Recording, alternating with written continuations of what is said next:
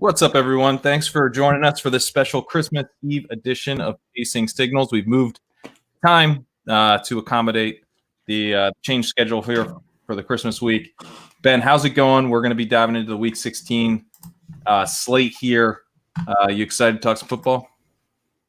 Yeah, it's going about as well as it could go after our debauchery last night. But yeah, I'm my brain function is at peak capacity, and I'm ready to go.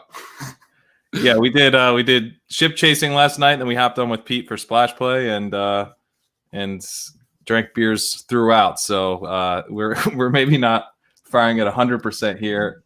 But at least it's 2 in-the-afternoon for you. It's 11 a.m. here, so I'm like, that does explain it. Yeah, I was like, I do feel a lot better than Ben seems to. But yeah, that's a big. This 3 hours really came in handy for me today. All right, so yeah, we're just going to be kind of doing the normal thing here. We're going to be going through some of the interesting topics that jumped out to us from Ben's work with stealing signals and my work with stat chasing. And yeah, let's start with let's see. One of the things that jumped out to me from stealing signals was your comments on Josh Jacobs and thinking that yes, he saw this bigger role, but can we trust that going forward now that the Raiders are out of the playoffs? So can you just kind of lay out what you were thinking with that? And I kind of want to talk through that.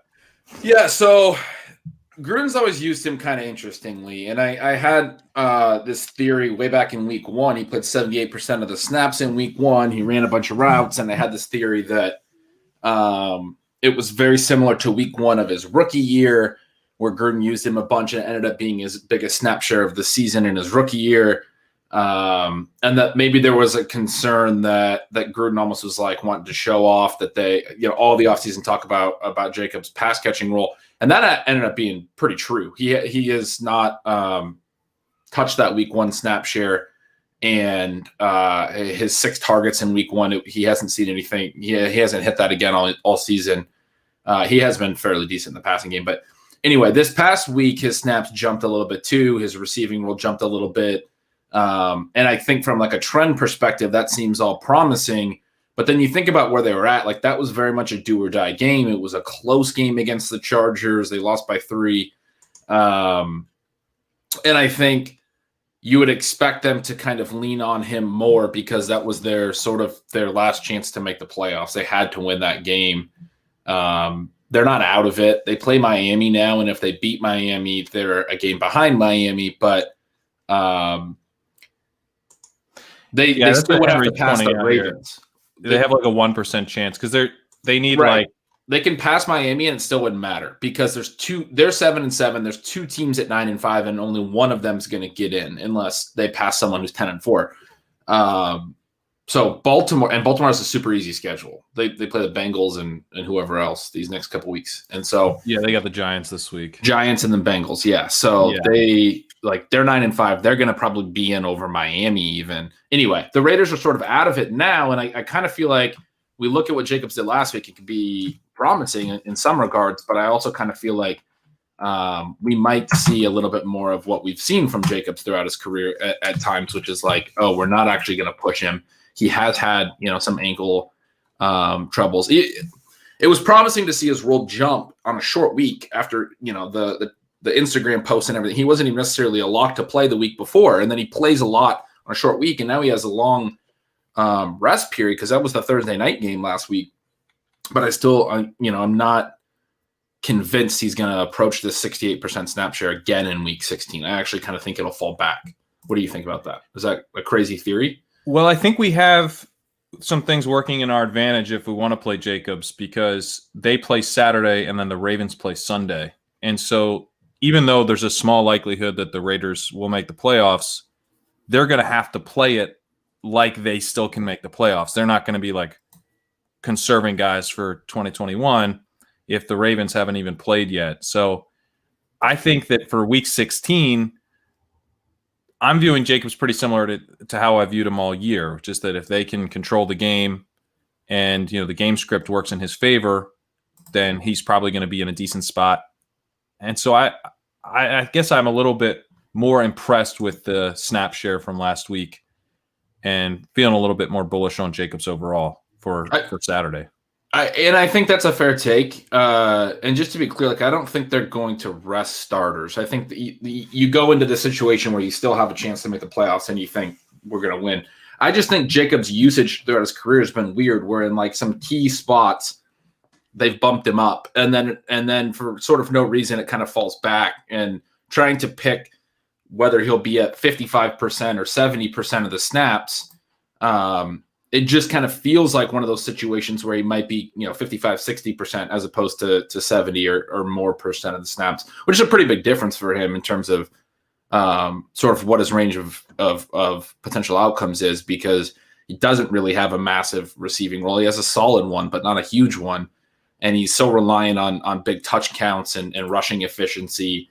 And you can still get there at 60% of the snaps if you get a couple of touchdowns or whatever. But I feel like he's the one guy on their team, not that they would rest up all their guys, but he's the one guy on their team that maybe wouldn't see such a promising role this week.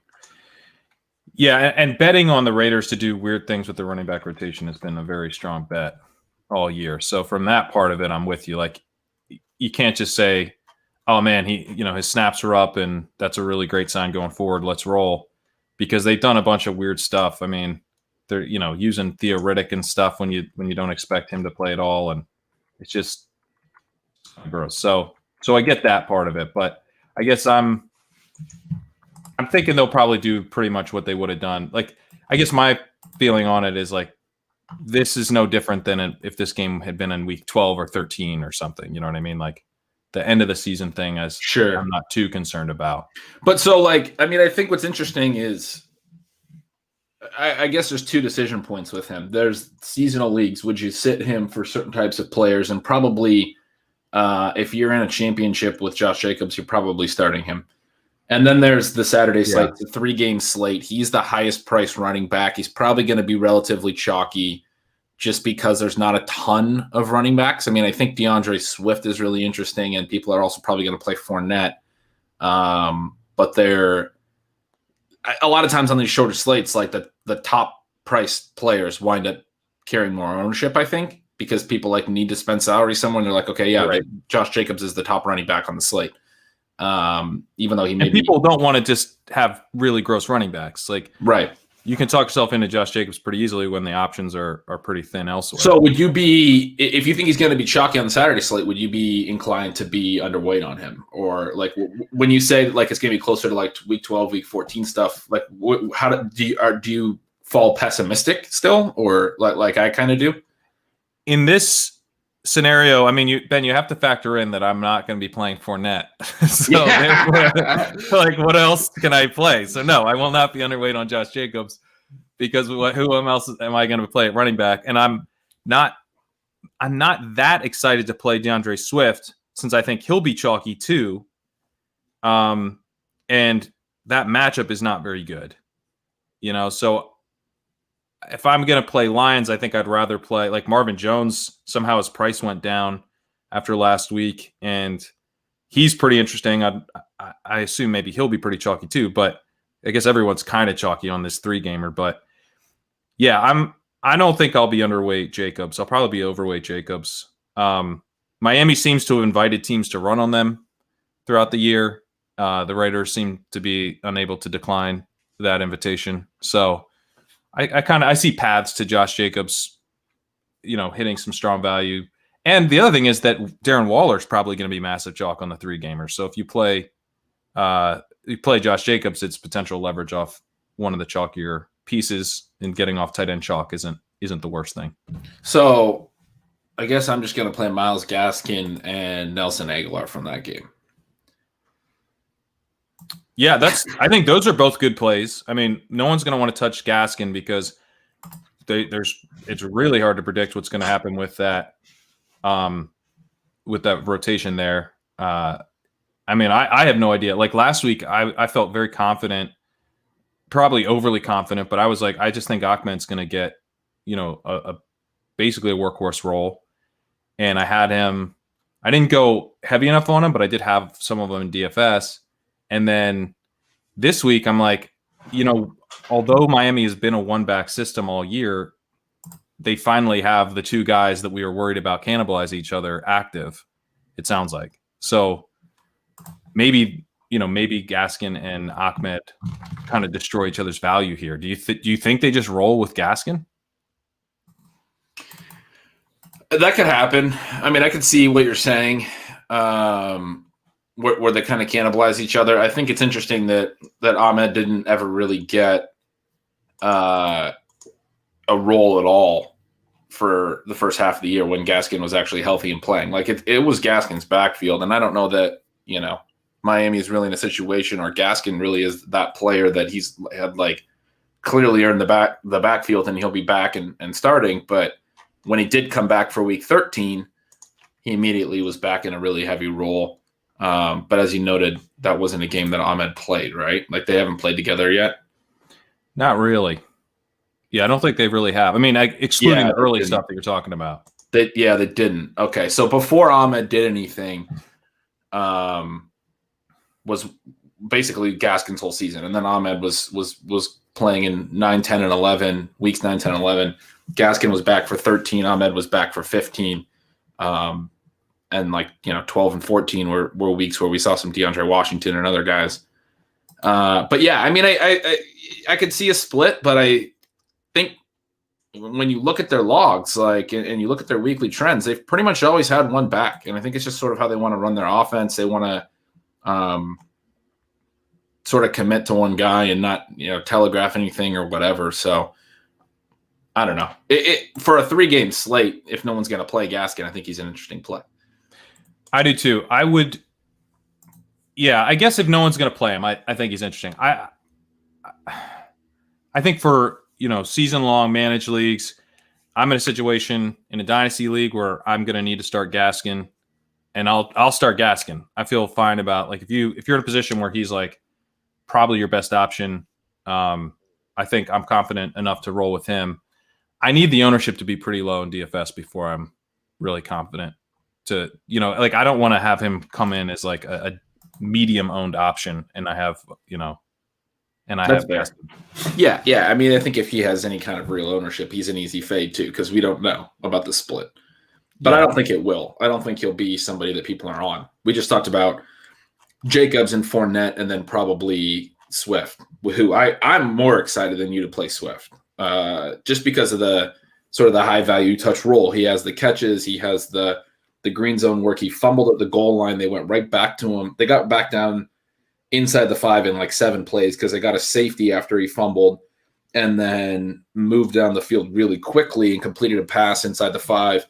And, this is 6, 7 plays later after he had just fumbled at the goal line. They give him the very next carry. He punches it in for his touchdown. I thought at that point we weren't going to see him at the goal line again the rest of the day. And I was playing him in some spots. I was like, man, now I need a long touchdown. But then he gets this goal line TD a handful of plays later. I think it was 7 plays later. So they seem to really like him and be using him. And I know the matchup's not great, but he has that profile that I really like in running back. So I'm excited to play him in seasonal and DFS this week. Yeah, I'm excited about DeAndre Swift. I've been excited about him for a while. And I like you, I was playing him last week. And it's one of those things where you see him, they're clearly running the ball. They hand off to DeAndre Swift. You're just like, let's go. And then he jumps into the air and loses the ball. It's just such a deflating feeling. So for him to come back down, get in the end zone, get the work was so huge. I guess maybe I'm overthinking this, but we have a 2-year sample now of this offense, of the Tampa Bay defense really limiting elite running backs, right? We saw Dalvin Cook just a couple weeks ago not do that much against them. And because I think Swift is such an obvious play on the Saturday slate, it'd be one thing if he was on the main slate and he's sort of lost in the mix and you could kind of play him as a contrarian option, but I don't think you'll get that opportunity. So I don't tend to look too much at matchup for running backs outside of major, really big kind of defenses that tend to limit the running back. And I think this is one of those. I also was reading, Josh Hermsmeyer had an article on 538 where he's talking about putting more defenders in the box than expected So basically the play calling tendencies on defense. And Tampa Bay really was one of the leaders in that as well. And so there's some, potential, like they're sort of setting their defense up to kind of limit the opposing running backs, especially I think when they view that as an engine of that offense. Such a big reason to like Swift is because he'll also be used in the passing game. That's true. And no team has allowed more receptions to running backs this year than the Bucs. So what you just described might actually be more of a reason to use Swift than usual, as opposed to Adrian Peterson carries that are just annoying. They might actually be in more scenarios where they're trying to be pass heavier and then throwing to Swift. We also have game script independent, right? Yeah, or maybe even plus he's better in negative game scripts, right? He's had some games where he's had 5 for 70 and a TD receiving. He has a strong receiving line. All right, you're talking man to him a little bit. He gets some air yards too. He had that drop touchdown early in the year, but he's had another touchdown catch that was on a wheel route out of the backfield. I don't remember what game it was really early. Maybe it was week 1. Oh, it was week 1 against the Bears. The Bears came back, and then he dropped the touchdown on the second to final play of the game where they could have won. But yeah, the very next week he had 5.560 in week 2. As recently as week 10, he had 5.568 1 receiving. He's had 1, 2, 3, 4 more 4-catch games. This feels like a game where he could catch 4 or 5 balls and have some explosive plays in the passing game, maybe. Yeah, we also have the wide receivers coach here as the interim head coach. So hopefully, he's chucking. He's just calling all pass plays. I forgot about that. I'm sorry. I thought you were going to say the wide receiver injuries, but yes, that's interesting. I didn't realize he was the wide receiver coach actually, but you have Golladay out too. I was going to say, so they kind of they need Swift. The one game that Swift was out with Golladay being out, their offense looked horrible. They got shut out in Carolina. It's like they had nowhere to go with the ball.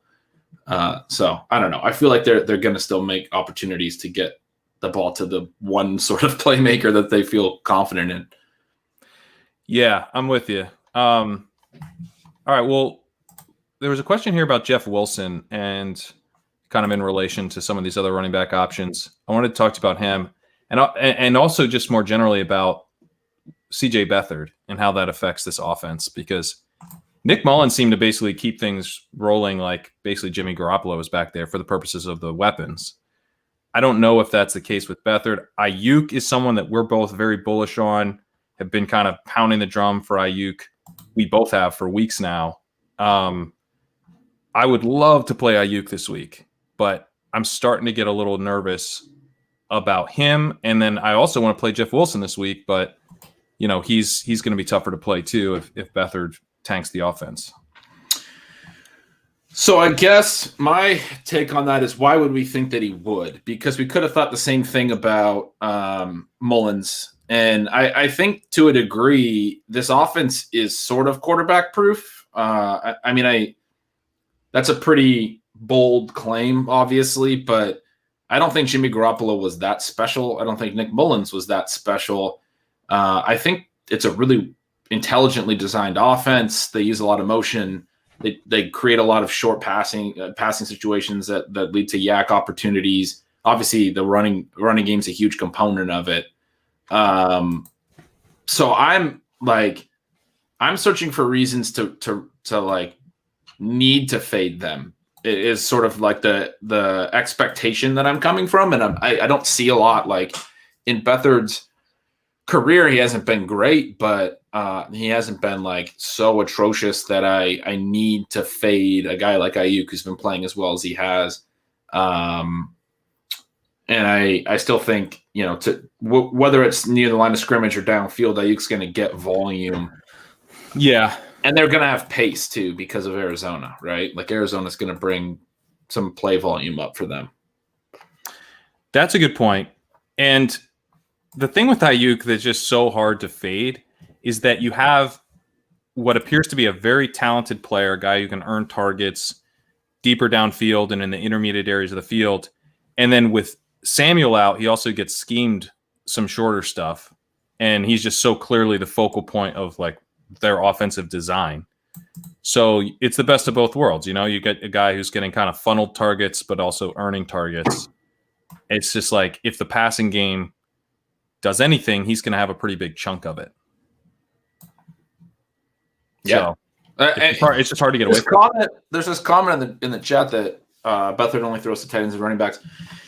He definitely threw to running backs a ton several years ago when they still had Carlos Hyde. I remember Carlos Hyde that was the 1 year that made people think that Carlos Hyde could actually be a receiving back because he caught a ton of balls, and he caught a ton of balls because Beathard made like 8 starts, and in those 8 starts, he was he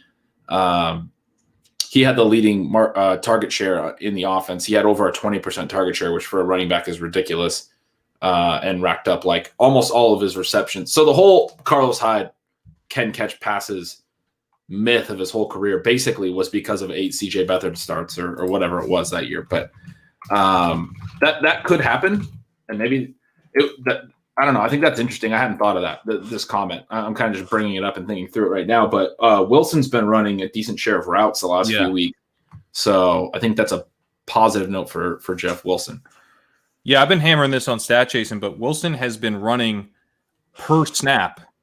He's been running more routes than getting handoffs. Like on more than half of his snaps, Jeff Wilson is running a route, which is not what you think of when you think of Jeff Wilson. And there are plenty of running backs that only run a route on like 30% of their snaps. The guys that you do think of as like more 2-down grinder types are down at like between like 30 and 40%. Like Sony Michel just pulled him up 39%.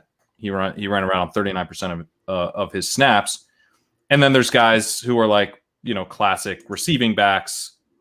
James White ran a route on 59% of his snaps. So you do see like pretty big splits here. The fact that Jeff Wilson is at like right about 50% of the last 3 weeks is, I think it should have us updating what we think of him in terms of like the profile of player that he is. He's not just a goal line back. They're using him as like a potentially a workhorse running back. I think he has that in his range now with Mostert.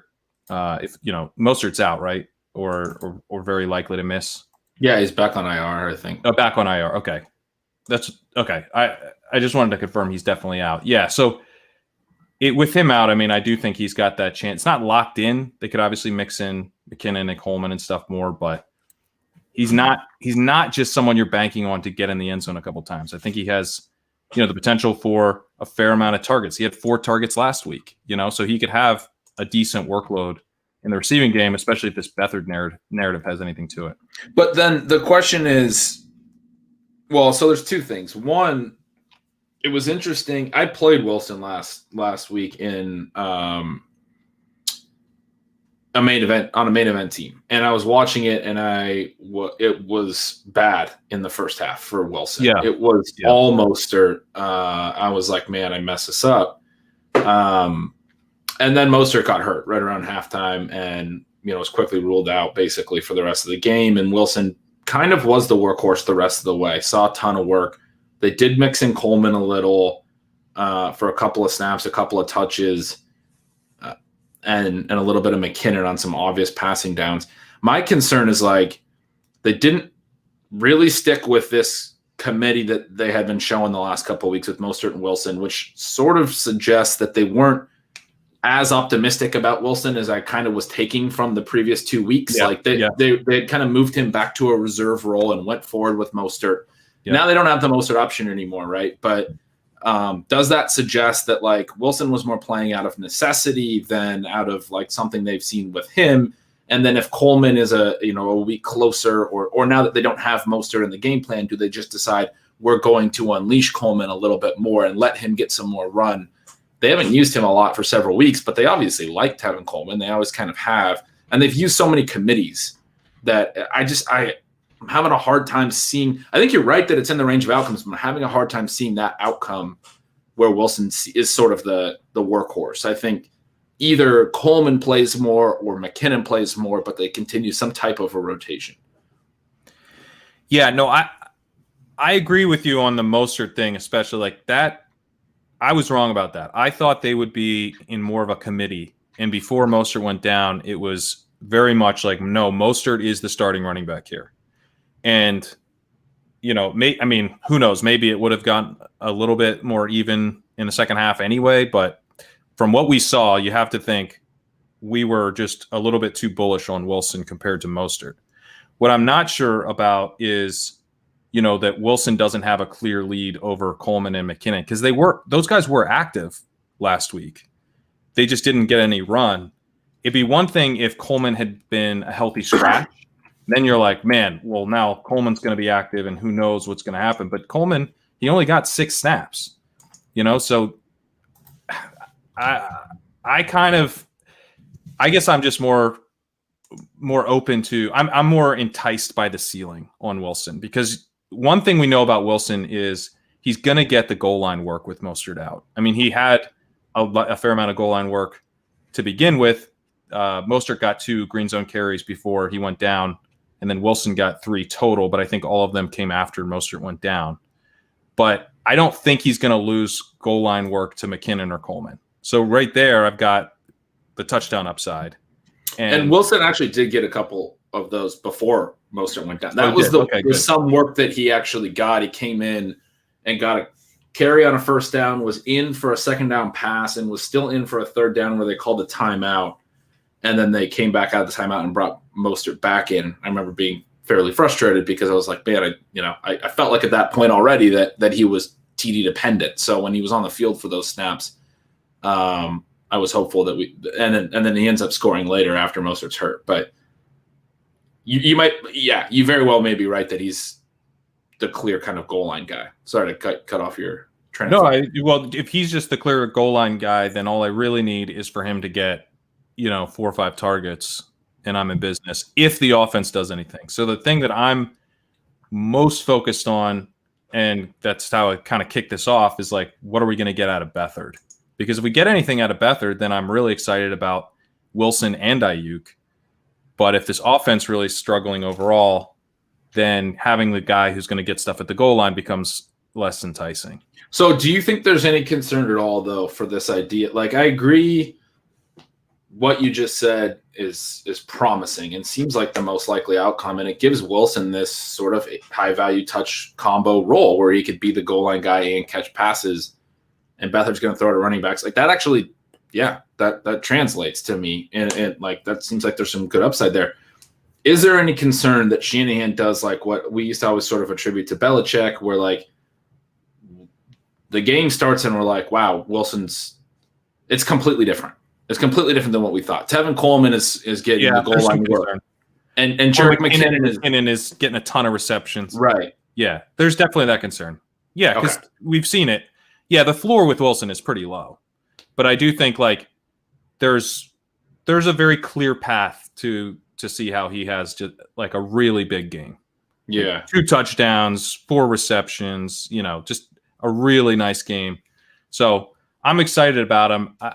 I guess like there are spots where I'm starting him. I don't have any better options. Like I just have to start Jeff Wilson where I'm going to be starting him. I'm starting to ask those questions because of that main event team where I do have other options. I sat Logan Thomas last week. Now you want to get Logan Thomas into your lineup after what he did last week. Yeah.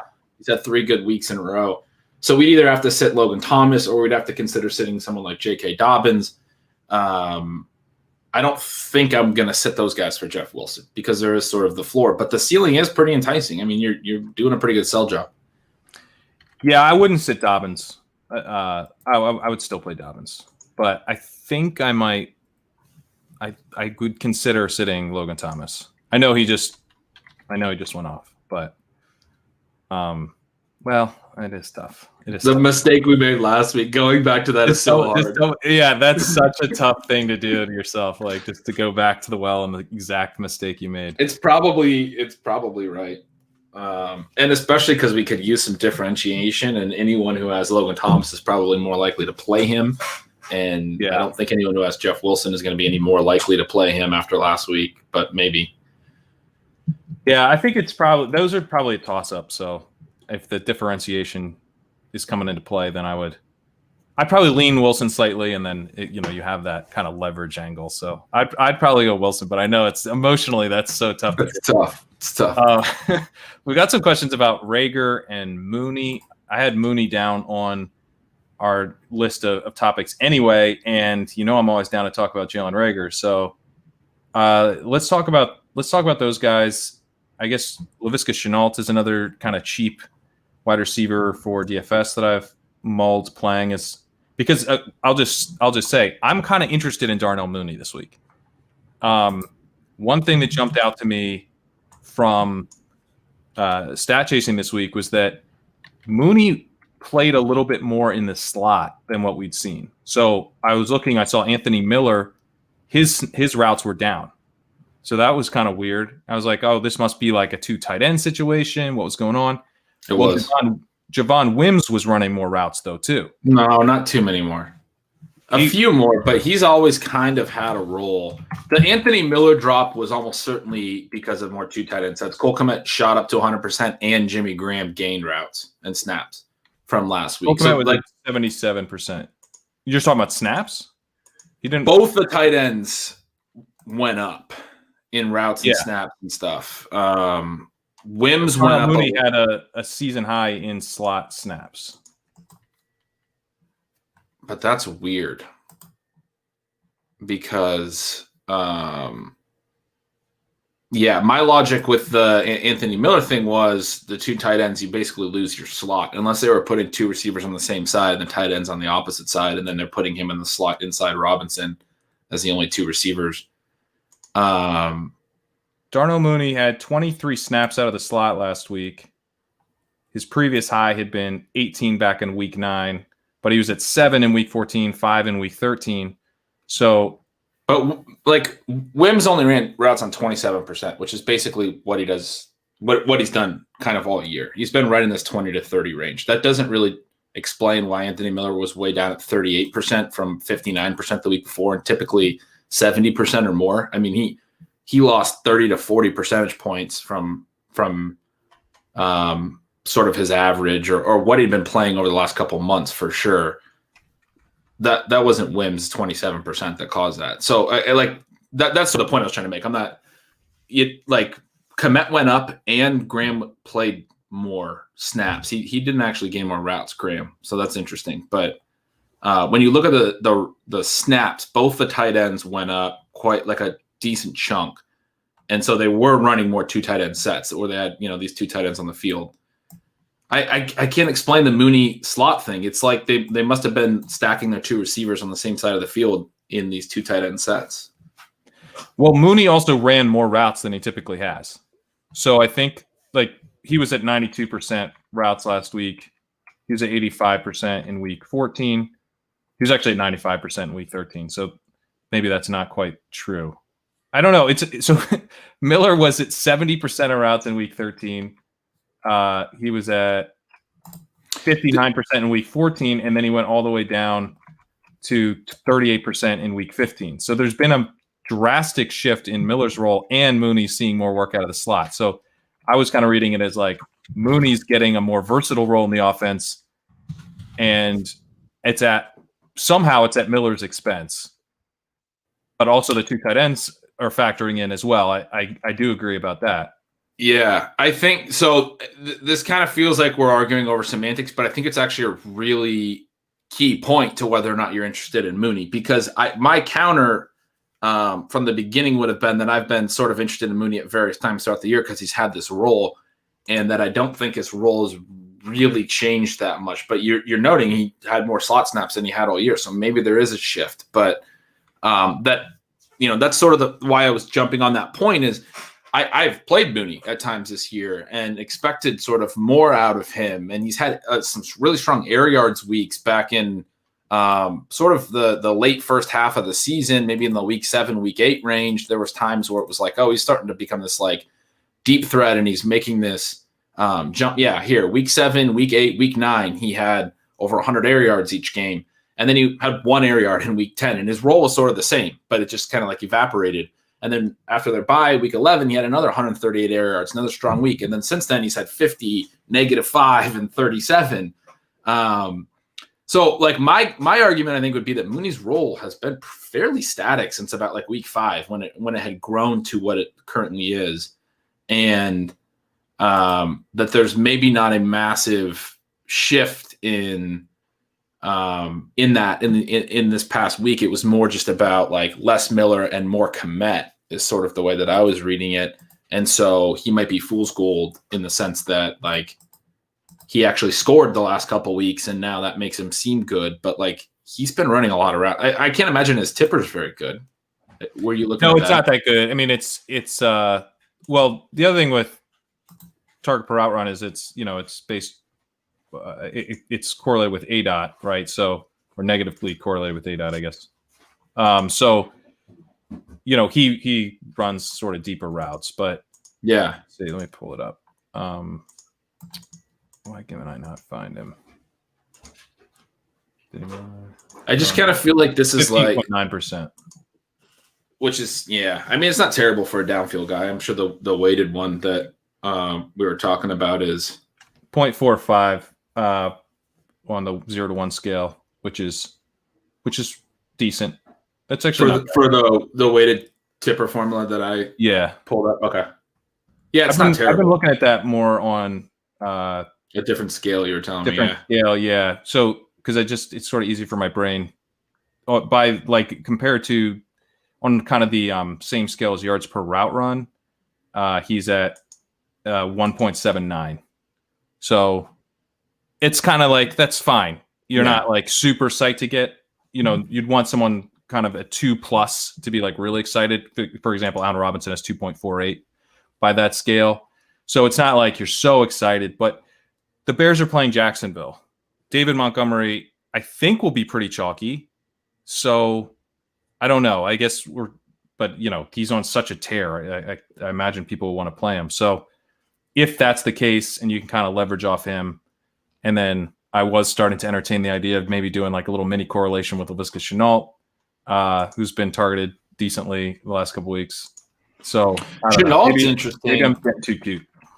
Well, I mean, I don't know that you are for sure with Mooney. I think that the concern would be that I read would be that the role has sort of been there all along, and it's just kind of led to a couple touchdowns the last couple of weeks. And so maybe we're making it seem like he's doing better lately or growing in some way lately, but really he's kind of had this all year and not necessarily been a great option in a great passing game. That would be the concern. But at the same time, you could make a counterpoint that he's a rookie and maybe he's just coming on. The Shenault thing's different. Shenault wasn't in a role that clear that early, and then when he started to get into it, he got hurt. He's played he's had 2 games where he barely played.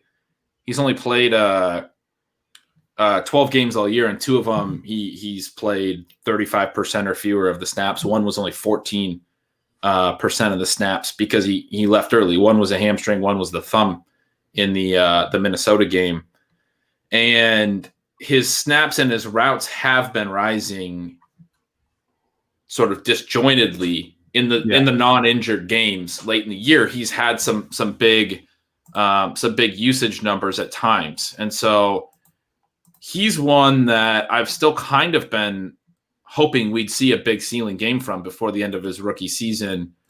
Certainly he's had kind of a weird rookie year and kind of a less than ideal one from the perspective of like what types of usage we thought he might be getting and things like that. But James Robinson's banged up now. I think there's certainly a possibility we could see Shenault used in some yesterday. He did practice. Did not. So there's some possibility he could be used the way that we were sort of hoping all along, where he would get some more rushes basically and get some goal line wildcat work. They've tried some of the wildcat stuff, but anyway, I'm a lot more interested in Shenault as being like doing something we haven't seen yet because the role has sort of been shifting and not clear yet, as opposed to maybe Mooney, who I think his situation has been fairly strong all year and he hasn't been that productive.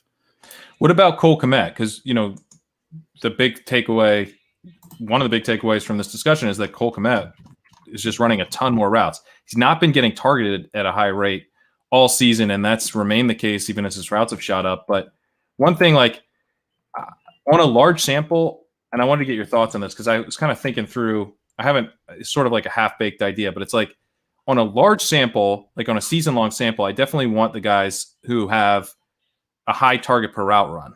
as I'm looking forward to next season, I'm going to be looking at 2020 and going, okay, who was actually used as a receiver? Who showed that they can earn targets? Who showed that their offense views them as someone that they can, design a play where they actually are a first or second read, And but on a small sample, sometimes I think it's just get the guy who's out there. Get the guy who's starting to run more routes, and maybe the targets aren't there yet, but the targets can follow, as a guy who's sort of emerging.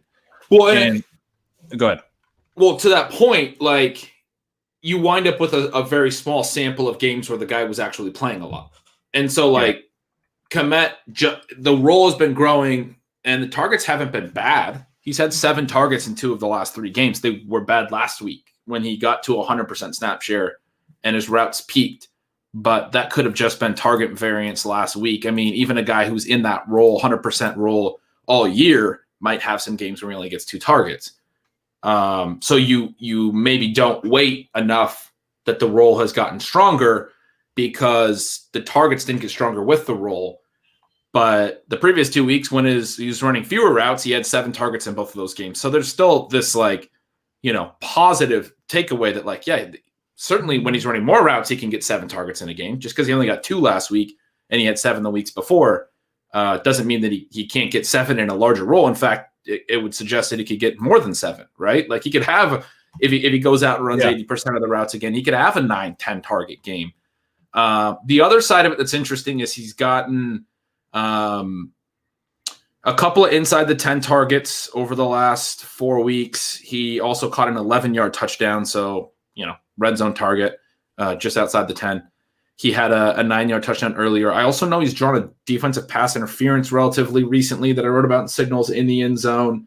And I think there was another play they tried to go to him in close that got waved off for a penalty. So he started to take some of the Graham role early in the year. Jimmy Graham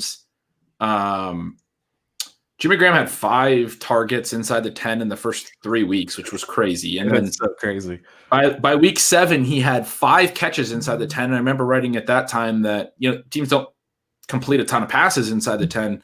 They're either running or what have you. But you don't run a ton of plays in there. And that was either first or second in the league at that time. The first half of the year, Jimmy Graham's receiving role inside the 10 was one of the best, regardless of position, in the entire league. And he's only had 1 target in there in the last 4 games when we've started to see more of Kmet. He's still running routes, but and he did catch a touchdown on that target in week 13. He had a 5-yard TD, but it's the only target he's had in 4 games now. And earlier he was sort of getting one every other game, sort of. If that, when I kind of look at this game by game, it seems like every other game he'd get at least 1.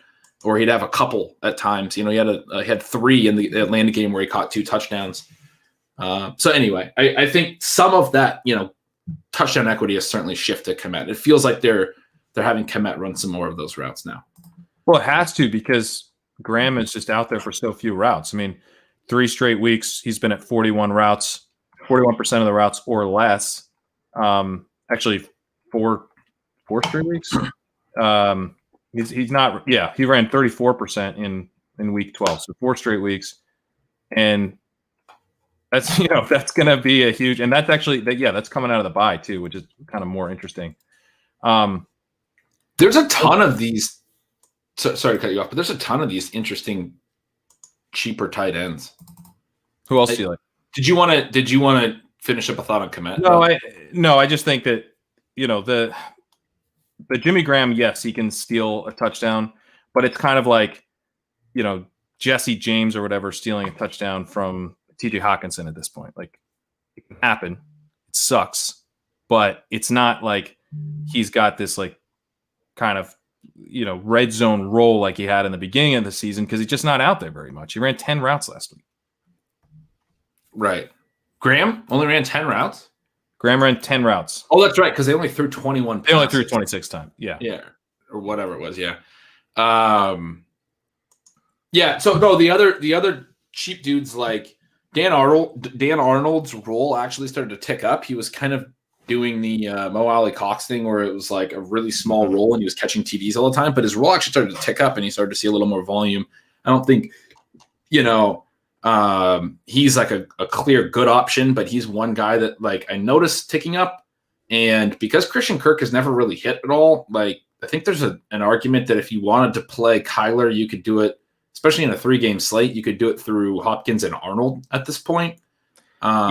It's scary. It's scary. He ran, even last week, he only ran a route on 49% of dropbacks, and he has been like really low. He was at 39% in week 14. He's at 19% in week 13, which is the week where he scored 2 touchdowns. He ran 8 routes and scored 2 touchdowns. Right, but so he started getting more work after scoring the TDs. It's sort of but he's still yet the top 50% of routes. Yeah, that's true. But it's on a 3-game slate though. I agree. I mean, I think he's in play. It's just realize that like there's a chance he's not my favorite. Like we talked a little bit about Tyler Conklin last night. And Irv Smith, if with Rudolph out again, are sort of other ones. Jordan Akins is still in this like weird range. Yeah. And then Kmet. I think I like Kmet of all of those the most. Oh, Dawson Knox is the other one I've been talking about for weeks. Is sort of his role's been growing, and he's in this really high volume pass showdown slate, so he's definitely in play. Yeah, he's he's kind of paid off the last couple of weeks a little bit. Yeah. He has. Oh, and I mean, we still have the Seattle guys, Jacob Hollister. I'm sort of just kind of looking through and thinking of these guys, but Jacob Hollister had a TD last week as well. There's the Rams. Everett's gonna play, huh? He left. I think Everett's gonna play. Yeah, I was all excited to be excited about Tyler Higbee, but I don't think it's gonna happen. And Ebron's gonna play. I don't think I would want to play Vance McDonald anyway. No, Vance McDonald is just a bunch of empty routes. I would never play Vance McDonald. Yeah.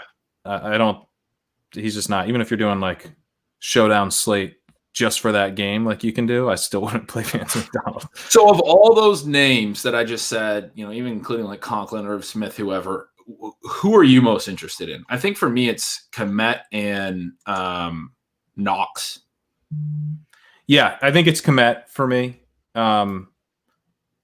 Knox is somewhat interesting just because they're, he's been – it's all about touchdowns with Knox, but it's a team that throws a lot of touchdowns. So if you're going to just bet on a guy to score a touchdown, he's a pretty solid bet. Is it? Or is this similar to the Kmet thing? Because his routes have his routes aren't up near Kmet's that he is but he's around between 60 and 70%, right? Recently. It was 55 in week 10 before their week 11 bye. Then it went 61, 67, 72 in week 14. Then it went back down to 60. But I know he had a neck stinger going into week 15. He caught the early touchdown. And then I remember there was an alert that he was questionable to return because because of that neck stinger, because I was playing him in the short slate. I guess it was last Saturday's slate, right? Yeah. Yep. That might have explained the 60%. Like, I think he was sort of trending up towards the 70-plus route rule. That's interesting. The 60% kind of had me feeling like maybe he wasn't as good of a play. But if it was related to the neck stinger, then I agree with you. I think he's the second. So look at his snaps. He goes 70%, 61, 67, 80, and then he was down at 55. Like, why would he have dropped to 55 in week 15 if it wasn't that neck? I think I'm pretty confident. And I remember seeing the alert that I'm pretty confident that he just missed some snaps because he was banged up. But if he's healthy. He would be number 2 for me then too. Jordan Akins, I think, number 3. Okay. Last night on Flash Play, we had Brian Hooper on he joined us as we hung out with Pete and Spags there. And he was interested in playing Austin Hooper, which I was very curious to get his thoughts on. It turned out that it's just because he had the same last name. So we Look, we got to pick tight ends any way we can. Yeah. But I actually do think like Austin Hooper's pretty interesting this week. Yeah. You've got a team that really likes throwing to the tight end. You've got, Austin Hooper has been somewhat heavily targeted this year. He's kind of right on the borderline. He has a target per route run of 19.4% this year. It's like, 8 out of 5.7 kind of typical, maybe even on the shallow side for a tight end. But so he's not someone where you're just like, man, in great matchups, you got to pound Austin Hooper. and he also loses some stuff to Njoku and Bryant. But this is like the spot for tight ends this year, the classic flowchart defense for tight ends. I don't think he'll be like particularly popular or anything. Do you have any interest in Brian Hooper's boy, Austin Hooper? Yeah. He's also seems to have a pretty solid, I like to call green zone role inside the 10. They seem to like draw these play action plays in close. Like we've seen Cleveland go a lot more power run in close. There was a stretch, especially 5 games ago. Kareem Hunt had all 4 of the green zone touches. It wasn't really clear if Nick Chubb was losing some of the the touchdown equity. In the 4 games since, it's been like all Chubb. He's been very good converting those touchdowns. There was a report it was his contact was out or something. I think that must have been true. Right. So since then, it's been Nick Chubb, the guy you'd think, the really good running back, physical back that has, and I mean, not that Hunt's not, but Chubb's been the guy that's dominated in close. And then they like to work play action off of that inside the 10 and leak out their tight ends.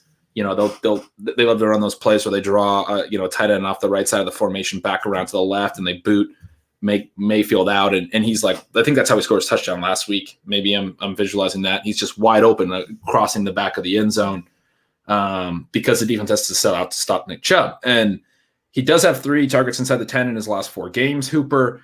The concern that I had with him about a month ago was that his routes had started to dip, and they were working in Harrison Bryant and Njoku more. Then Hooper missed week 14. He came back to his routes in weeks 12 and 13 were in the 50s. He came back to 71% routes per drop back, and it was less of like a 3-man tight end rotation and back to more clear like, yeah, they're going to use 2 tight end sets, but Austin Hooper is the number 1 tight end, and then Njoku and Bryant are sort of both involved. They're splitting a second role. Right, more or less, exactly. Yeah. And so because we're back into that split as opposed to week 13, it was 58% routes for Hooper, and I don't even have a number for this week 14 or maybe week 13 or week 12. It was 53% in week 12 and 50% for Harrison Bryant, and Njoku was right. I mean, anyway, there's more of a split now is the point. We have Hooper as more the clear number 1. So yeah, week 13 I have 58 for Hooper, 36 for both the other 2 guys. Week 12 I think is the one. Week 12 I have 53 for Hooper, 50 for Bryant, 44 for Njoku. That's gross. You want no parts of that situation. Yeah, that was the week that it was like, okay, this is kind of bad. And then Hooper gained a little bit more in week 13, but even the 58 with 2 36s, you want him higher than 58%. And then he misses week 14. He comes back, he's at 71%. And so, yeah, I think he can play Hooper. Yeah. Okay. I guess, if you're playing Hooper, you got to bring it back with Pete's boy, Denzel Mims, still a little mini. We're talking about some bad games in a terrible position so far, though. So should we talk about some interesting things? Let's talk about some interesting things. Sorry, I love talking tight ends. All right, let me talk. I want to give you my theory because I want to talk about the 2 highest implied team totals of the week, Tampa Bay and Kansas City. And what's interesting is that each of these are on different slates. Tampa Bay on Saturday slate, Kansas City's on the main slate. And I want to talk to you about my theory of biased rationality. This is something I came up with today. I think that I'm more rational about this Tampa Bay setup because I'm so biased against Leonard Fournette that I can actually see things more clearly here. I'm very excited about this, for the record. Yeah, it's like if Leonard Fournette is going to be chalky, that would mean, I believe, that Tom Brady will not be chalky on this 3-game slate. We've got a quarterback who only has to really beat Kyler Murray of like the main kind of threats to being the top quarterback on the slate, I would say, are basically like Tom Brady and Kyler Murray. If Brady's not chalky, Kyler Murray will probably be very chalky and he's more expensive. Brady's not fun to play because you don't know who to stack him with. But in a lot of these 3-game slates, you're trying to figure out ways to get unique, not be duped, and if you can just take a quarterback with the highest team total and pick the right players to stack him with, which I do agree is hard, but you gotta make your bets somewhere. And that's like, you're kind of like limiting the things you need to get right. You're just saying, I'm just going to get which receivers to stack Brady with, throw a couple lineups in with Brady, not play Fournette, get off that chalk. And it's just like, you get the quarterback with the highest team total, and they're going to want to pass, I think. They're not like Fournette did nothing to make you think that they're going to want to run the offense through him. So you get the engine of the offense as a potential leverage play. It seems what's the bias rationality here? That you're because I can see that Brady's the play because I would never consider playing Fournette. Everyone else is going, Fournette's so easy, I can plug him in. Now I can get Kyler in. But I'm going, Fournette's not even an option. I will never fucking do that. So now Fournette's not an option. I go, you know what? Brady's actually a great play. And that's why I'm more rational than everyone else, because I'm biased. Fair enough. I do think that you're maybe underestimating Brady's popularity on the slate a touch. Because a lot of people are going to play Kyler, but you're not going to have a quarterback be, on a 3-game slate. I don't think you're going to have him be over 50% owned. I think he'll be close to 50. He might be close. I would think maybe in the 40s. But I think Brady's pretty clearly going to have the second highest ownership, at least at like 20%. And then you have another, like let's say Kyler is 50%, Brady's 20%, then you still have 30% that are going with the Stafford, Tua, Beathard, Mariota lineup. Like I think Tua and Mariota are interesting. Well, if we get Mariota, I don't think we're going to get Mariota. Okay. Is Carr playing? It sounds like Carr's going to play. It was a full practice. Yeah, that's annoying. Derek Carr, no way. I would love to I'd throw out everything I just said and play Mariota if we got Mariota. I mean, he's at 5,000 on this 3-game slate on DraftKings. Well, I think if we get Mariota, people will pivot to him because of his price, and I actually think that would make everything you just said about Brady more true, because now he will go. Then I'd be a hypocrite because I'd play Mariota. But yeah, that actually would make the Brady play very, very nice from a leverage perspective. But, he's practicing fully. Carr, I'm an idiot. Yeah, I built a lineup with Mariota yesterday because I was all excited about it. But yeah, what about Tua though? I don't know. Tua's been so hard for me to just buy into the upside on. I don't think Tua's bad, but I just don't really see that much upside with. He had over 30 points against the Chiefs the week before last. The Patriots game was just, the Patriots kill pace. But the 2 weeks before, he threw 39 and 48 times, 296 and 316 yards. We actually got a little bit of a passing ceiling out of him. And he has 3 rushing TDs in the last 2 weeks. Yeah. All right. Maybe I need to give Tua a second look. I'm kind of interested in him. I'm probably not going crazy, but I didn't expect much in that New England game because you kind of knew the pace would be down, and Miami from Tua's first start showed they were willing to play slow with Tua as well. But I think we've seen a couple games now where there's at least 300-yard, multi-TD passing upside. He has 296 and 316 in 2 games passing. So those are reasonable enough, numbers to feel like he's got some upside. This game kind of has to shoot out a little bit. It's got a low total, but it's close. The spread's Norman has it as the slowest game on the Saturday slate. Yeah, I saw that. The pace is expected to be slow. The total's low, but it's a 3-game spread. And if it's close in the fourth quarter, that's when you can get the back and forth, pace bumping. That's what you'd be banking on. Is Carr playing well late, and you get 3 or 4 fourth quarter touchdowns, and it ends up looking better on at the final line than it actually played throughout the game. Yeah, I can totally see that. And the fact that I was excited to play Mariota, who's only $400 cheaper on DraftKings. It's the same exact idea, really. It's just on the other side. So yeah, I think that's pretty interesting and probably a pretty unique way to get. I mean, Stafford's kind of interesting. Yeah, he could be. If they can compete, they could be feisty. Everything we said about them just throwing a bunch. Yeah, be nice. They're going to be big dogs, and Stafford can be feisty for sure. He's playing through injuries, but the dude wants to win. The thing about the Dolphins, someone said Miami kills pace. They do. My point is just that they've had a couple games that they've been willing to throw. And then, you were making the case earlier in the show, the Raiders aren't eliminated yet. They won't know really until Sunday if they're taking this this could almost have this, sort of playoff atmosphere. Even though both they have to play it like a playoff game.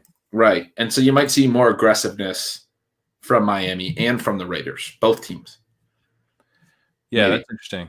That's a hope. He was trying to play Lynn Bowden, and I was pro Lynn Bowden in a millionaire maker lineup that we were making last night. You're not in on him? Let's say we get. I'm not out, but Grant. I'm not out. I was kind of drunk last night. I think it. Yeah, you said let's. Who are we saying we'll get? I'm checking the injury report. Jakeem Grant was limited practice Wednesday. Parker was limited practice. Gesicki was limited practice. Let's say we get 2 of those 3 play. I think even if they all play, Bowden is still, I think, clearly the 4th option. And in with them, if that makes sense. Yeah. I agree. Because Grant sort of stepped up to the second role, and he was always more of a slot guy, but he's kind of been the clear number 2 since Preston Williams went down. Mac Hollins is an outside guy that's sort of been playing the Parker role. I think he just goes away if Parker's back. Agreed. Bowden is a guy they've been using so creatively. They've used him in the slot. They've also given him pass options multiple times over the last couple of weeks. He played quarterback in college at Kentucky, where they're doing end around passes, but he hasn't even necessarily thrown. He's ended up running at times, but they're using him creatively in a way that you feel like even if everyone's active, he'll get some opportunities. He'll get some touches. He's not going to just have like a no touch game. He could have a poor game still, but I think he's still going to be a part of what they're doing offensively based on what we've seen, what his role's been over the last few weeks. It's different than like Mac Hollins or these other tight ends. Those guys, when everyone else gets activated, those guys go away. Bowden's role, I don't think, would go entirely away. Obviously, if those guys are all off the field, then Bowden can also lead the team in targets, which would be, even better. Yeah, I think his best case scenario is that like one of those 3 plays. That he's not the only guy out there that can do anything. And because that puts him in a situation where like the defense knows they can only go to Bowden. Yeah. Really. At that point, you don't want to play Tua even because you're like, this is just not a very good passing game. Yeah. But if you get Parker and Gesicki or Grant and Gesicki might be his best case scenario. But and then the revenge game narrative Dave points out here, which is like, this is the revenge game narrative. They drafted him to play running back and traded him, like they gave up on him immediately. He was an awesome wide receiver prospect. He broke out as a true sophomore. He had a 36% dominator rating as a true sophomore. Then he they win a bowl game with him at quarterback because all their quarterbacks get hurt. I mean, this guy's a gamer. He's like a highly productive underclassman wide receiver who was drafted in the 3rd round by the Raiders to play running back, but still, I think he's like a really strong prospect that he's like a good football player. I mean, that's like the Greg Ward thing. Yeah. Everyone who watched better than he's not that far behind like Laviska Shenault as a prospect in terms of the prospect profile. Like if you look at those 2, I mean, it's tough because it's like different body type, KJ Hamler, let's say he's like not that far off from like KJ Hamler level prospect or Laviska Shenault level prospect. It's just he was drafted around later. That's the biggest difference on paper. That's the biggest difference between them in terms of what we're looking for. Right. And sort of more than around. Like part of the Shenault thing is he was early in the 2nd round, which is, now you're talking about not far away from the 1st. I mean, that like draft position is the difference. It's draft position. But if Bowden had been drafted in the early 2nd by Miami, we'd be like, damn. This guy's like a legit prospect. Yeah, I mean, to your point, he has a really good sophomore year. Then his junior year, he spends mostly playing quarterback and not throwing a ton. He actually got off to a hot start as a receiver and then took over at quarterback. And he ends up rushing for 1,468 yards and 13 TDs. Like, even though he had 30 catches in the first parts of the season when he wasn't playing QB. So again, like good football player. Yeah, like good football player. This guy caught 30 balls and then still had a 1,500-yard rushing season. While playing QB, just like scrambling, basically. He's great with the ball in his hands. Everyone who watched Kentucky seems to love him. Like I've gotten that from a lot of people. I mean, obviously watched him film, but people who watched him week in and week out were like, they think he's like a good football player. Like they think that, they all seem to really, really. I know Ryan McDowell, for instance, a great dynasty mind. I know is from Kentucky, and he was high on Bowden. I've gotten some feedback from some Stealing Signals subscribers and some other people that were like, I'm a Kentucky alum. I remember one that was like, I'm a Kentucky alum, watched him all through college, loved him. Like this guy, like we all, we thought he was incredible, which is whatever. But I do think when people are watching people more closely, they get a better feel for that. And, maybe the numbers don't always show everything perfect. And the numbers are great anyway, but they're also saying he did special things. And so like, there's reasons to be like, this is an interesting guy to look at. I'm actually considering him in a championship seasonal. So I have this seasonal league. I want to get your opinion on this. Actually, I have this seasonal league. It was an auction. Everyone went crazy for the high price things. It's the first time we went for a home league. First time we went to an auction. Everybody went nuts for the high price guys. I ended up going very middle of the road. It was the deepest team I've ever drafted in any format. I wound up with like 9 of my top, I think it was top 35 running backs. Like I got all the rookies. I had Jonathan Taylor and DeAndre Swift and Antonio Gibson and J.K. Dobbins, and I still had Kareem Hunt, and then I also had a bunch of really good receivers. I love auctions. What's that? I love auctions. I know it was a ridiculous league. I still got Tyler Lockett and DJ Moore and Tyler Boyd and Terry McLaurin. And I got Dak and Mark Andrews. Just destroyed this auction. I'm in the championship now, though. Dak got hurt. Burrow got hurt. All these guys got hurt. I luckily have Jalen Hurts. I'm good at running back, but my receivers are decimated. I traded more with Ronald Jones, who I had also bought in the auction, and got Michael Thomas midseason. Okay, now he's out. Will Fuller was on this team. He's out. I traded someone else to get Burrow. So now I'm left with Lockett, McLaurin, who might not play, Tyler Boyd, who lost Burrow, who I traded for and also got hurt. And I got to start 3 receivers last week. What's that? And has a concussion, right? Boyd, right? I haven't been playing Boyd. I played Gabe Davis over him last week, which ended up being, I guess, right, but it wasn't great. So I'm like, okay, I know people want to sit Lockett this week. I kind of he's my number 1 at this point because McLaurin's hurt. He might not play. And so I'm looking at Alan Lazard, Lynn Bowden, Chad Hansen, Gabe Davis as guys that I'm going to start. What do you think I should do? that's the. I mean, I had so many good receivers in this league, but you lose Fuller, you lose Michael Thomas, you lose potentially Terry McLaurin this week. You wind up with nobody. Hansen's actually pretty interesting. I think if you get all the Miami guys playing, I'd go Hansen. If I didn't have, let's say we only get 2 of the 3 playing in Miami, then I'd go Bowden. That's where I'm at on that. Okay. Because then, yeah, I'm probably sorry, go ahead. I'm probably gonna have to play 2, so I might just lock in Hansen. You don't like Lazard very much; he's questionable too. But that's such a high. I don't love Lazard, but I don't know. He's in the mix. Green Bay should be.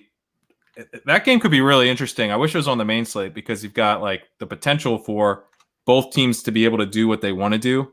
It sets up for Green Bay to throw a lot, but also Green Bay getting pushed by Tennessee, who tends to be a bit faster. Green Bay tends to slow things down, but Tennessee's able to play fast and run the ball down Green Bay's throat, force Green Bay to pass. But that's how they should be. They should be wanting to pass because the defense in Tennessee is so poor. So Lazard is actually pretty interesting too. I guess I would say, I'd probably go Lazard and then play Hansen or Bowden, depending on what happens with the Miami's wide receivers. That's sort of what I'm thinking. Yeah. Anyway, detour aside.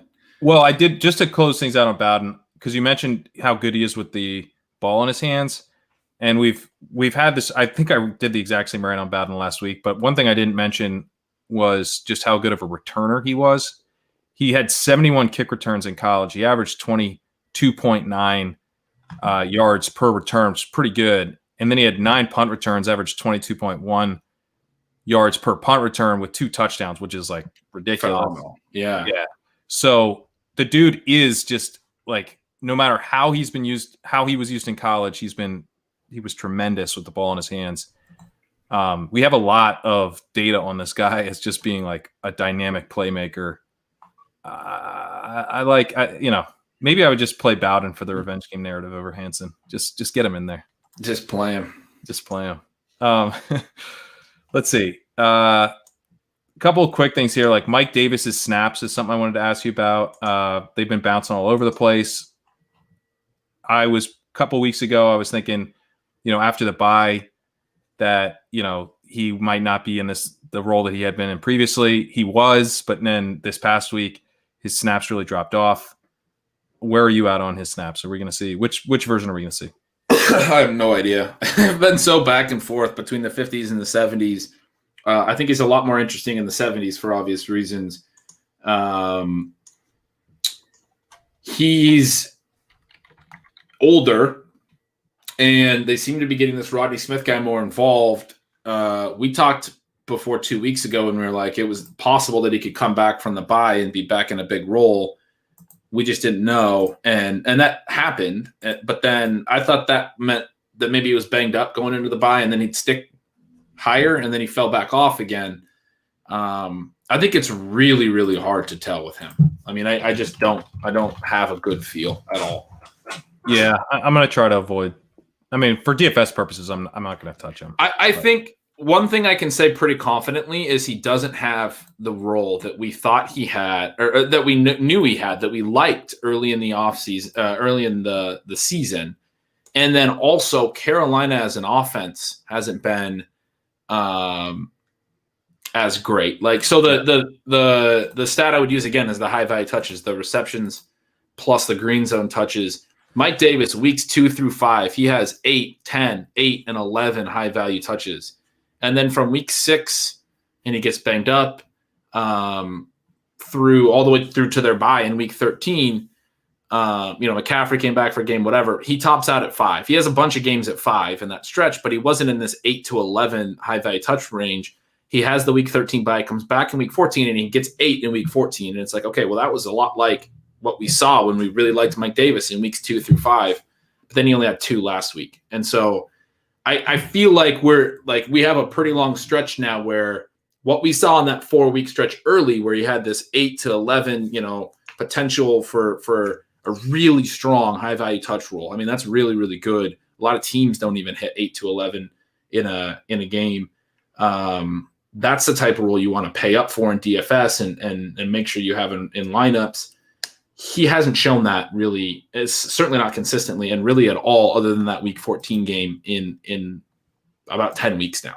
So, yeah. And you noticed in signals, that his routes were down. He only ran around a 44% of dropbacks.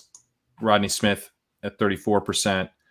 And one thing that jumped out to me too, and the routes run per snap was really interesting as well. Mike Davis ran around on 49% of his snaps, which isn't terrible, but Rodney Smith ran around on 58% of his snaps. So if one of these guys was like the passing down back, was Rodney Smith. Not necessarily like this classic passing down back where he was out there on a minority of routes, less than Mike Davis, but he got 4 targets to Mike Davis's 2. So, were game script to go the wrong way or whatever, I think Mike Davis could be in a really bad spot. Yeah, I tend to agree. And it just doesn't seem like to kind of complete my last thought, it doesn't seem like there's a lot of scenarios where he gets back to this monster role. Like they've kind of committed to a committee at this point. Committed to a committee. Back in the week 2 to 5 range, they decommitted to Mike Davis. Right. Even when it's been bouncing around to snap share recently, it's topped out at 73%. Back then, he had 3 games over 80% snaps. He was this 80+% snap guy. There's no real reason that a team that's going nowhere is going to go back to Mike Davis for an 80% snap rate at any point. You're hoping it's the low 70s like it has been at times recently, but it could very well be the 50s like it has been at times recently as well. I agree. All right. Well, we've got a nice transition here. this comment here from Taylor. We're talking old someone get Leone on here. I literally asked Leone for the Saturday slate. I messaged him like, dude, I've got this lineup I like. It's got Melvin Gordon in it. What do you think? And he's like, oh yeah, you can play Melvin Gordon. Of course he did. So he was right. Like that's the thing about Leone. He gets so tilted that we talk about how much he loves olds. Not only does he love olds, but he's pretty good at knowing when to play them. So He really does have something. He's kind of an old whisperer. And Gordon I feel like was an easy play, frankly, last Saturday for the way that I was building lineups too, because I was so heavily fading Locke. Locke had the big efficient game the week before. So it's like, who's going to do anything for them offensively? Either they're going to be horrible or Gordon's been pretty good on the ground. They're going to score their touchdowns with Melvin Gordon rushing TDs. And I got there in a couple lineups and I was like, no, I'm not playing Melvin Gordon. And yeah, Leone was right on that. I wouldn't have played him either if I didn't get the blessing from Leone as the preeminent old whisperer in all of fantasy football. But Melvin Gordon this week, I think maybe the week to play Melvin Gordon because Philip Lindsay did not practice again today. And it looks like the reports are basically that something needs to change pretty drastically, I guess, tomorrow for Lindsay to play. So we might get, a big role for Melvin Gordon. Maybe it doesn't matter that much because, you mentioned he gets the goal line stuff and he gets the receptions. Lindsay is like the truest trap back of any back in the league, really.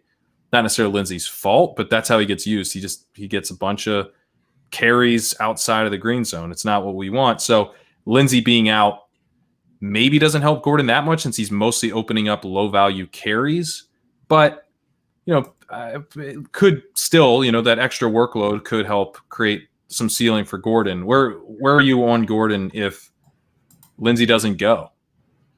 Yeah, I think in a bad offense, those low value touches can be at least helpful because you can wind up in games where you don't get enough green zone touches.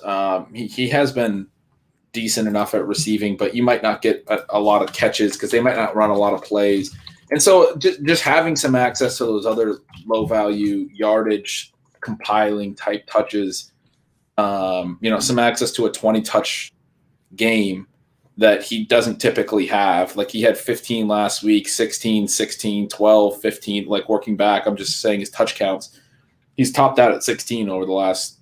Yeah. Well, you can go all the way back to week 7 is the last time he had more than 16 touches. So the fact that he would have the potential for 20 touches just helps the floor certainly and the ceiling, because if he gets the green zone he gets a couple of touchdowns basically, or at least one, and gets 3 or 4 catches and then has at least the ability to get to like 80 total yards. He's been efficient is sort of the one thing that I want to emphasize is like Melvin Gordon always got knocked for not being a very efficient runner.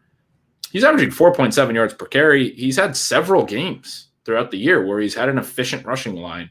I don't really see a reason that you can like make a great argument to fade him entirely or think that he's going to be bad when he's been pretty good. And he's sort of their whole offense. Like the only time they're, other than that one big Drew Lock game, the only time they're good offensively seems to be when Melvin Gordon has, 60, 80 yards and scores.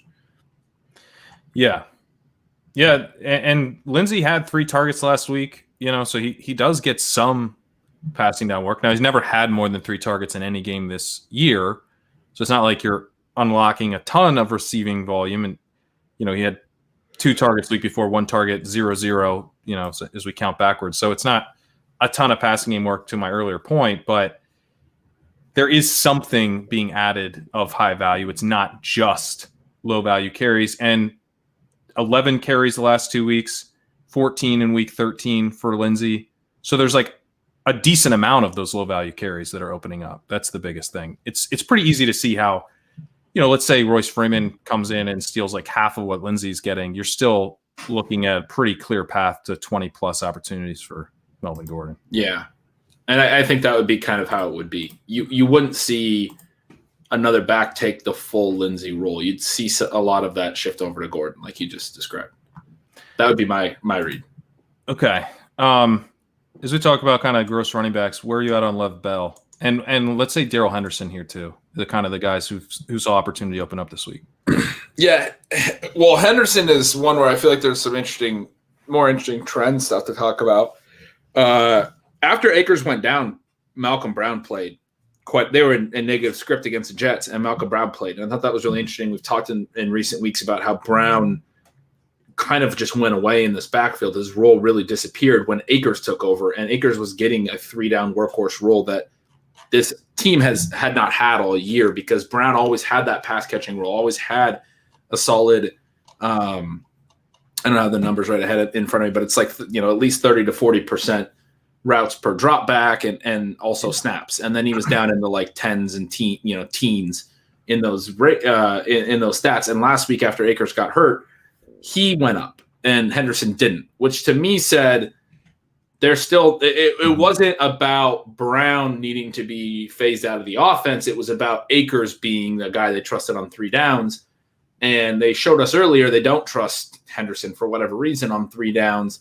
And now my expectation is that we'll see the same split we saw earlier, which was basically Henderson is the lead early down back, but Brown playing a ton on passing downs. It's not an Akers situation for Henderson, in my opinion, which is not ideal. I'll push back on it in one sense, which is that Henderson, on the 7 snaps that he played, he ran a route on 86% of those snaps. And we've seen from Henderson that he runs routes at a higher percent per snap than Cam Akers did. I think it is similar in some ways to the Cam Akers situation, where I think Henderson is going to play early down snaps and seed work to Malcolm Brown on 3rd downs and 2-minute drill and like just game got away from you scenarios at a higher rate than Cam Akers, but that Henderson will run some routes and be involved in the passing game to some extent. It's just that's going to occur in sort of game-specific scenarios. Right. And that was his role earlier. And he had upside. But so I did just pull the numbers. Brown, season low routes per drop back. This is different than your routes per snap, which is a useful note. He never ran routes on fewer than 31% of dropbacks through week 12. And then week 13 is when we saw Akers kind of take over the backfield. And Brown goes to 19%, 15%. So for all of their pass attempts, he's fewer than 20% of the time on the field running routes. Akers was at 52% and 63%. Those are rates that Henderson hadn't hit all year. What's interesting about week 15, and he won't hit those this week. Right. What's interesting about week 15 is Akers still ran routes on 45% of dropbacks. So he was out there for a big chunk of the game, and he was still in this 3-down workhorse role where he's also running routes on a lot of the dropbacks as their main receiving running back. But then when he goes down, Brown ends up running routes on 34% of dropbacks, which was, right in line more or less with some of his routes numbers before Akers emerged. And Henderson still sat at 16%. So like you noted, he ran routes on 6 of his 7 snaps, Henderson this is, and they were in a really heavy pass script. So basically any running back that was playing after Akers went down was going to be running a lot of routes as opposed to getting handoffs because they were throwing. But they chose to play Brown a lot more down the stretch in those pass situations, and they were basically just using Henderson as well. He only had the 7 snaps, That to me stood out like big time. If this game gets away from them, which it could, by the way, because they're playing the Seahawks, then it's going to be a Brown game. But if it's competitive, I think we'll probably see Henderson in a slight lead back role over Brown. That would be my and that's what we saw earlier, but not like Akers. Massive. Not like Akers. Definitely not like Akers. Yeah. That's sort of my main point is don't expect Henderson to come in and do what Akers has been doing. The offense hasn't shifted that much. It was just an Akers thing. Is sort of what the data suggests. Yeah, but I don't know that. I guess my feeling is that people don't expect that, and if anything, they're like, "Can I get anything out of Henderson now?" Okay. So I don't know. I guess it depends. That's I think a pretty not to be rude to anyone who might think that's a pretty dumb perspective. Because when Akers wasn't involved in the offense, Henderson was good. Like, he had some really big weeks. Did we already forget about those? Is everyone already completely forgetting about what Darrell Henderson did earlier this year? I don't know. I think maybe my feeling on it was that, like, playing Henderson, it makes you a little queasy. So he had some really good rushing efficiency earlier this year at times, and he just had a long touchdown run against Arizona a couple weeks ago. My main point is you're probably not going to get more than two or three catches, and that's he's had 2 catches or 3 catches 5 times and never had more than 3. And so a bunch of those other games where he had his 100-yard rushing game, he had 1 catch that week. So that's sort of what you're hoping for, is like 100 yards rushing in a TD and 2, maybe 3 catches. You're not going to get, Akers, I think, had the potential for 5-6 catches and had those games recently. Or no, he didn't have those games recently. He didn't have a big receiving role either, but he was running a lot more routes, and that there was certainly potential for that. There won't be that potential for Henderson, but if people think that Henderson, you're just kind of hoping for something, that's probably wrong too. I guess the simplest way for me to think about it is that, like, Henderson and Akers actually do have a pretty similar role in the offense, but Akers just plays a lot more.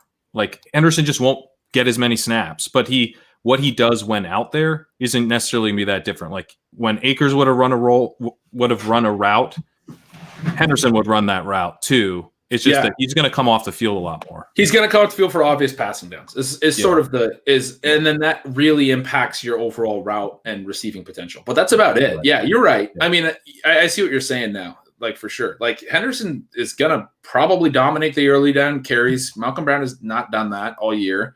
Really cut into that. He's been a passing downs back, but Akers pushed him off the field on passing downs, on obvious passing downs. Henderson won't do that, but he'll still play a ton. He'll still be the back to own for sure.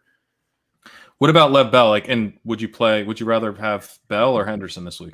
I'd probably rather play Henderson. I think I would too, and I don't think that's. Like, I'm looking at Leone's projections. There's a sizable gap. There's like a 3-point gap favoring Bell in his projections right now. So they have such a massive team total, but the way KC wins is throwing, and they've been that way now for several weeks. We haven't seen upside from Clyde Edwards-Helaire either. Bell has not looked explosive at all. He's been fine statistically, but I was actually a little bit optimistic that he would look a little more interesting in a good offense than he has looked with the Jets, and he just hasn't looked that way to the eye.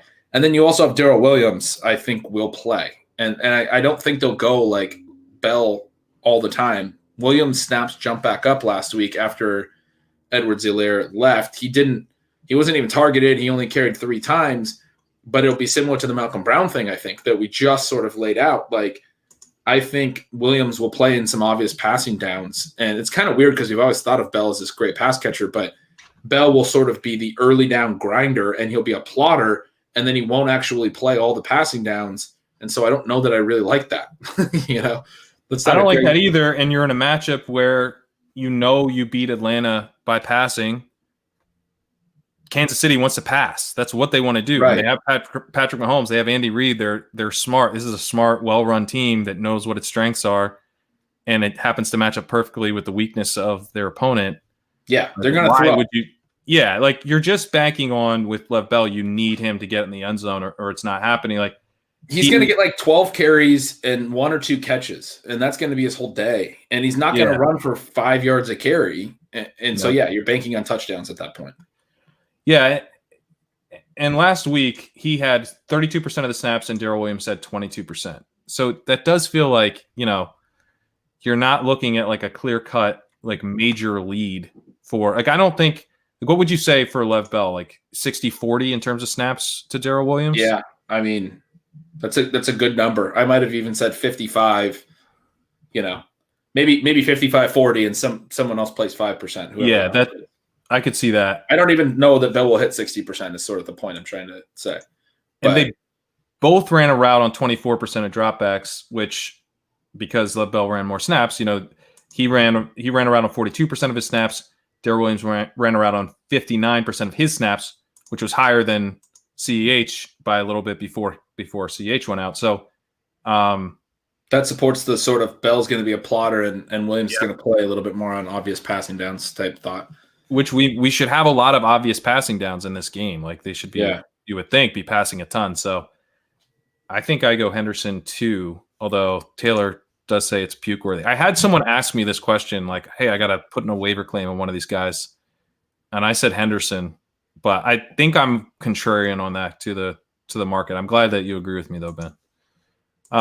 On Kansas City, is this a week where we can play Mecole Hardman? Oh God. I've always been so wrong on him, but I have thrown him into so many DFS lineups still just to try to see. Like a couple weeks ago, I had him in as a $3,100 player when he ran that pump back. He still didn't really do anything. He wound up with like 11 points with a punt return TD.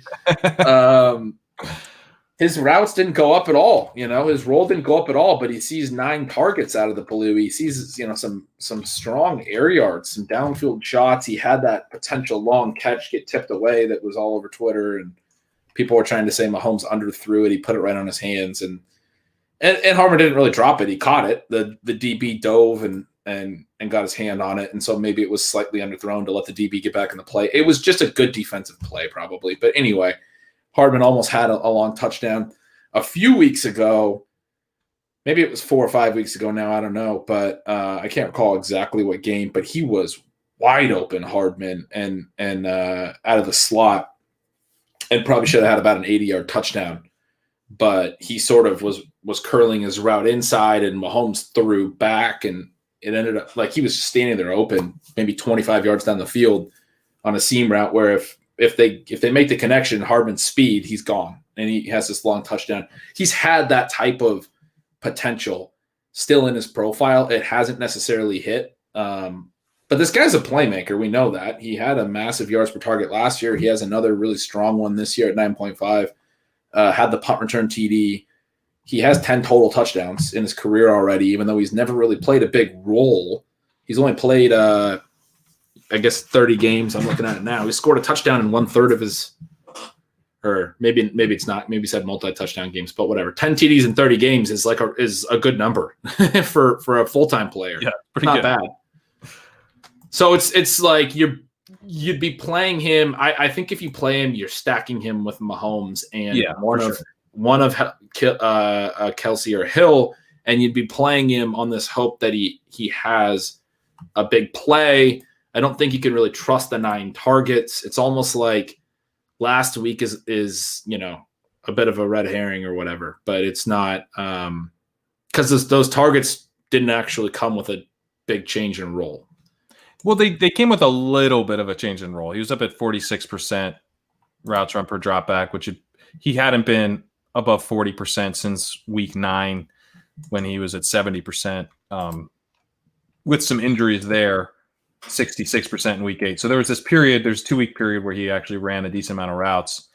But I believe, and then also week 5, he ran 71%. But it's been few and far between where we've seen him up above 40%. So that was at least nice to see him at 46%. But I agree with you. I mean, he's targeted on 36% of his routes with an 8 out of 15.3. Like that's going to, by your weighted target per route run metric, 4.24 is absurdly high. Like he got per route just a shitload of volume. So that's not going to happen again. PMR saying it's because Tyreek had hamstring tightness during the game, and then he practiced today, which is true. Yesterday he did not practice. Looks like maybe just a maintenance day. But I will say he did not practice on Wednesday after having hamstring tightness during the game. Were his hamstring to tighten up a little bit. Tyreek still ran around on 85% of dropbacks. I mean, he's often at 95%. He was at 85%. So maybe that explains why Hardman, who had been in the 34 to 38%, those rates the 2 weeks prior, he jumps up to 46%. Yeah, but it's not like Hill wasn't out there. He was out there 85% of the dropbacks, down from 95% in week 14. So that kind of tracks. Kind of explains what happened with Hardman, but it doesn't explain what you just talked about with the weighted targets per out run. And that was sort of my point. Hardman's role didn't change like very much. It's just it was a week where he got a lot of looks. right? Like there's some of those weeks you just mentioned where he's ran routes on 66%, 68%, 71%. He didn't see 9 targets. He didn't see the air yards that he's seen, right? So it's just sort of like a 1 week boom that if you're dumb like me and we're playing Hardman all year and playing him in all these showdown slates every freaking week that Casey's been on prime time, you've expected that this potential volume could occur. And now that it has occurred and he didn't have some big smash week, probably more people are going to be on him now. And I'm seeing him pop in some models. People are like projecting him higher. I don't think that makes any sense. I don't think anything changed. He just had a peak volume week. Like, what changed? How are you attacking this game? Like, it's just everyone's so expensive. If you want to play Mahomes, you kind of have to pick one of, Kelsey or Hardman, or not Hardman, or Kelsey or Tyreek. And then Julio looks like he was out again on Thursday with his hamstring. We probably don't get him. So the guy to bring back, you want to bring back is Ridley, but now you're out of money. So like one pivot that you could make is you go Hardman instead of Tyreek. If Tyreek looks like if he gets like a limited practice in on tomorrow or something, then that starts to become a little intriguing, but you're just making the case that that's thin. So what do you do? Like, I don't want to not have pieces of this game. It looks like the perfect setup for Mahomes to just have like 6 touchdown passes. And I'm going to hate myself if I don't, get a piece of that. Yeah, that's a really challenging question. I think you can do what you said with Hardman, and you hope that he has this big splash game. Like I said, I'm high on him, just sort of long term, and I think there's the potential for him to splash. So you can do Mahomes, Hardman, Kelsey. You can do just Kelsey, Ridley, and then you try to fit in a cheap stack. I mean, so one of the things I've been thinking with. There's so many good high-priced guys, and we try to stack these games. And I think that, like we talked about this last week on the show, that you said it, and I didn't do it, but it was right. The way to play Hurts was to basically do Hurts and like Hopkins, right? And you're not necessarily stacking with anyone on your team, but there are some of these guys quarterbacks that maybe you find a cheap QB 1 receiver stack, and then you're basically full stacking another game, but you're not paying up for the expensive quarterback in that stack. So even if Mahomes goes nuts, you're hoping that your cheap quarterback is close to Mahomes somewhat in scoring. You're still stacking his receivers, so it's almost like you have this Mahomes stack without Mahomes to save salary. If that, like, am I even making any sense? This is something I'm thinking about. So in this scenario, you playing Tyreek and Kelsey? You could play Tyreek, Kelsey, and Ridley and not play Mahomes. And then you go play Gardner Minshew. And, I don't even know who's a good cheap quarterback. And I'm just like looking at this. Is Minshew even on the main slate? I don't know. Yes, but I was going to say Minshew is on the main slate. Yeah. He is. Okay. I was going to say like Minshew Chenault or whatever, like whatever interesting cheap receiver you're into to help save salary. You could stack him with this cheap quarterback too. I don't know if that makes any sense, but I don't know that I want to play Minshew, but I get what you're saying. Like, although that fading Mahomes there is not what I. Yeah, but you got to get creative with it because everyone's too expensive to play them all. So I actually think it's interesting. It's an interesting approach. The position players have the real ceilings that break slates. The quarterbacks do too, but you can get to 75% or 80%. And so this old question of like, how do you fit in a really high price stack? I've just been thinking about this recently. Like Mahomes is $8,500 on DraftKings. You can play, whatever, Teddy Bridgewater's $5,300. You can save over $3K on the quarterback. And if Bridgewater has a 30-point game, Mahomes might have a 36-point game. Like you're not losing that much at QB. Like, I don't know. It's a weird thing that what's that? Baker against the Jets at 61. Right. Yeah. Baker, Hooper, whatever other receiver you want to play, you can correlate and not do a full game stack with your quarterback. Do like a really lean single stack with a cheap quarterback. And what your lineup is essentially is still a Mahomes stack. You're still expecting Mahomes to go nuts, but you're not paying them a home salary because that it seems to me that the quarterback piece is the one that, from a points per dollar perspective, when you're trying to like get the highest potential projection, is the one that could be pretty replaceable with some type of cheaper. Like Hurts was the example I used. He's expensive now, but a couple of weeks ago, even, his first start when he ran for 100 yards, he would have made a lot of sense. He would have been like 5K, whatever it was, or he was in the 4,000s, I think. You could have basically used like a cash game type quarterback that was really cheap, and then full stacked all the receiving options from a really expensive quarterback's team, and you're like that's how salary. When Wiggins and Leone both qualified for fantasy football or DraftKings tournament that went last week, they both did it with Hurts lineups, different Hurts lineups. That Wiggins played all the chalk with Hurts. Leone, I forget exactly what Leone did, but he played the naked Hurts as well. And so right. so that type of thing can work. One thing that is interesting is that Matt Ryan's only 5,800. I know he's struggled without Julio, all that. But if you're gonna, you're talking about cheap quarterback, try to get, a little mini correlation with your quarterback and then stack up the Chiefs game. Yeah, the mistake I made last week was I really wanted to play Kyler. And I thought about this. I made this point way earlier this year when Buffalo was playing the Rams and people were on Josh Allen, and then also thought Jared Goff might be interesting. And my argument was, you want that game to shoot out. There's really no scenario where Jared Goff can outproduce Allen in the spot because Allen has this rushing equity. And the inverse was true here. The cheaper quarterback, you can make a case that like there was no scenario where Kyler was going to have a huge game because Arizona takes their foot off the gas like they did against the Giants the week before. There's no way they have a good game unless the Eagles push them. And if the Eagles push them, then Jalen Hurts is a better play than Kyler Murray. So like you get into these questions where I think it makes a lot of sense with Matt Ryan and Mahomes now. If Mahomes goes off, he can go off sometimes without the other team really doing anything is the only thing. But that's true. Yeah, that's the thing with Mahomes. He can just smash you, and then it doesn't matter what Matt Ryan does. But there are scenarios where you're stacking the entire game and you're expecting Atlanta to put up points. And if you're expecting Atlanta to put up points, it might be the case that Matt Ryan is the quarterback you want in your lineup. Yeah.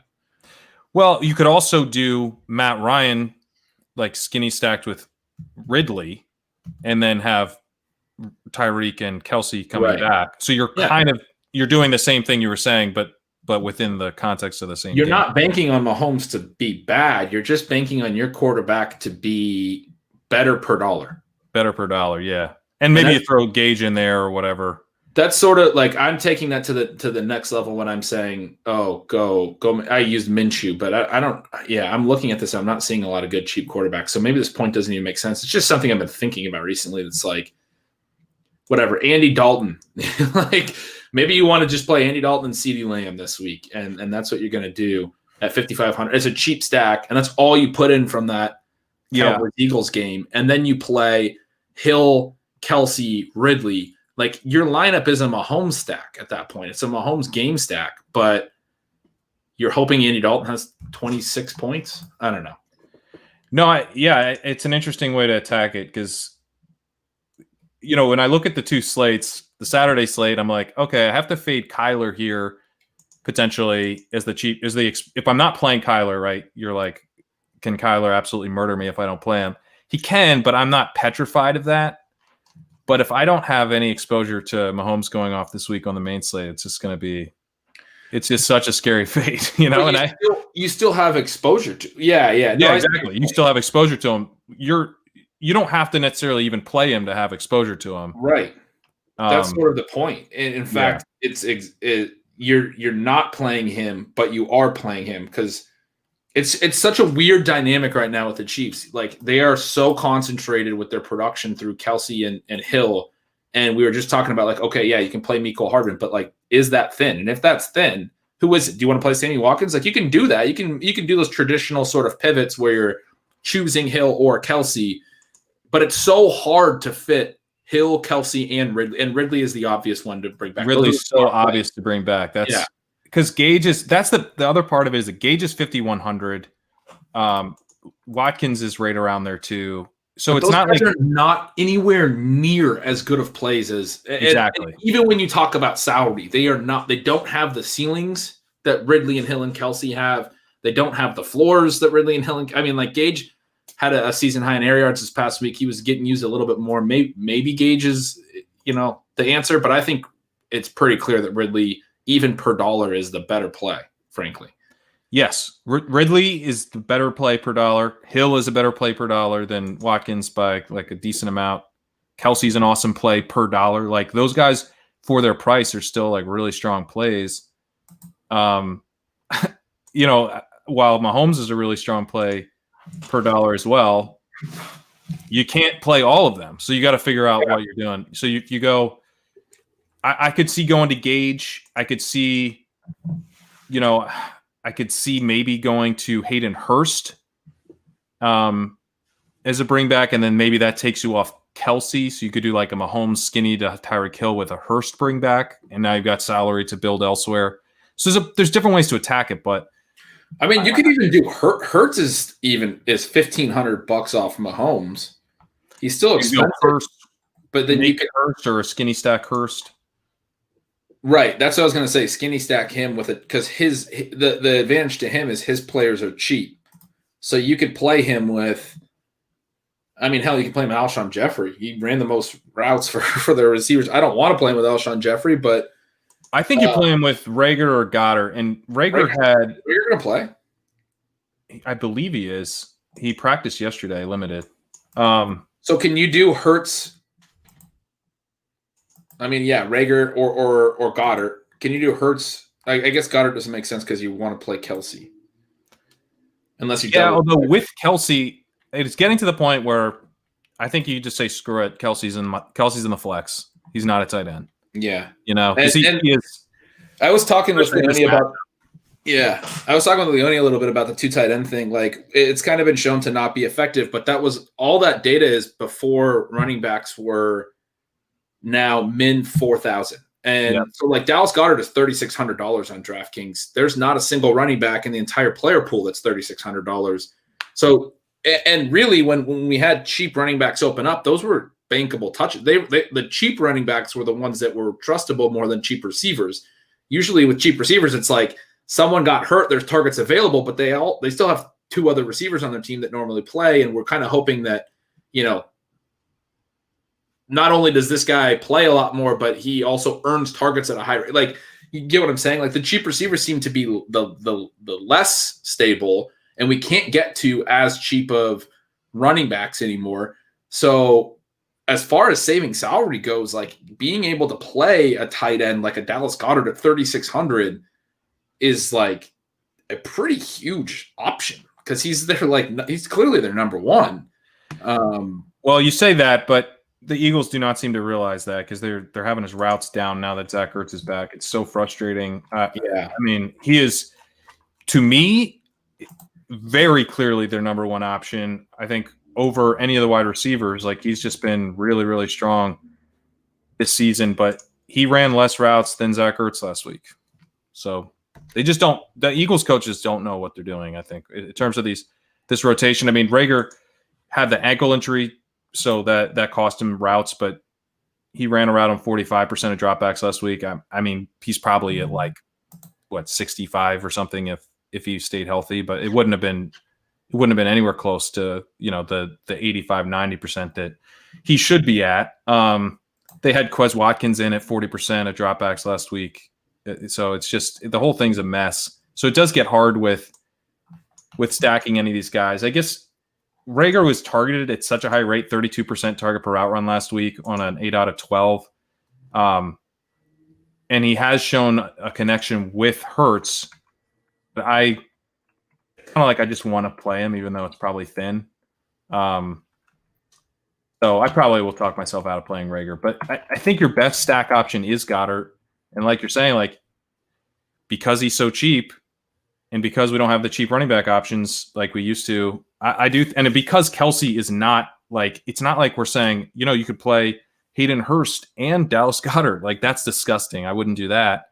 But you're playing Travis Kelce. You're playing a guy who's potentially going to lead the league in receiving yards. Like, that's not a tight end as we normally think about that position. And we shouldn't penalize Kelce for being a tight end, and not including, because part of it is you're potentially not including Kelce in your lineup, because to some degree, like because Kelsey's a tight end as well.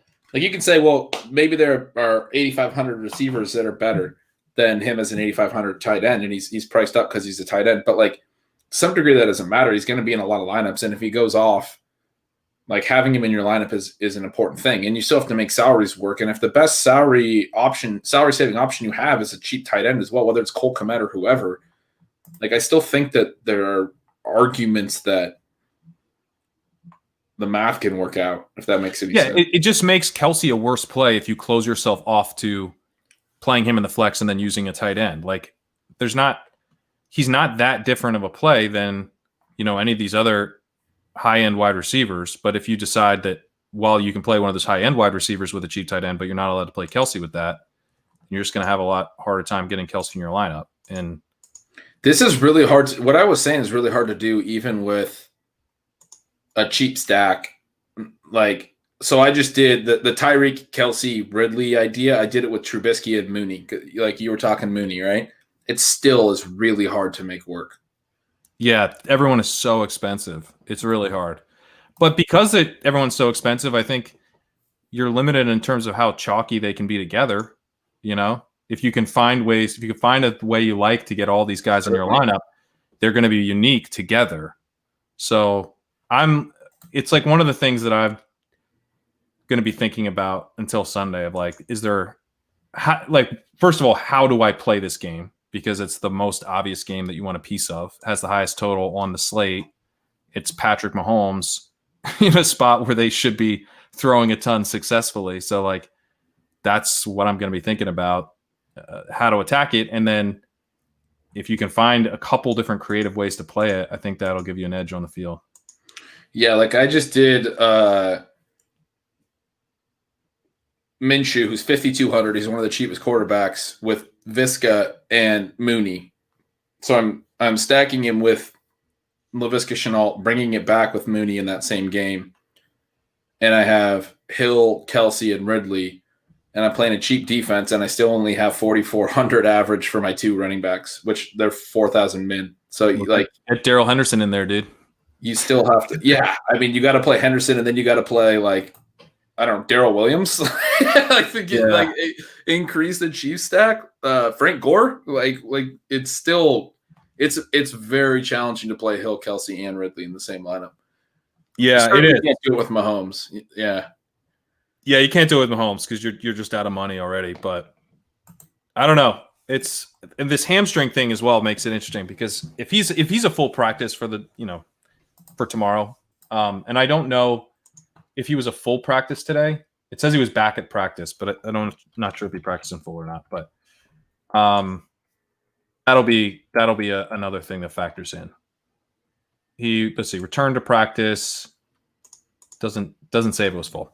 Who's that? So that's something to keep an eye on. That's Tyreek Hill, yeah. But if he was a full practice today and then again tomorrow, then he's so hard to get away from too. So I think I would lean towards getting Hill in over Kelsey if he practices full back-to-back.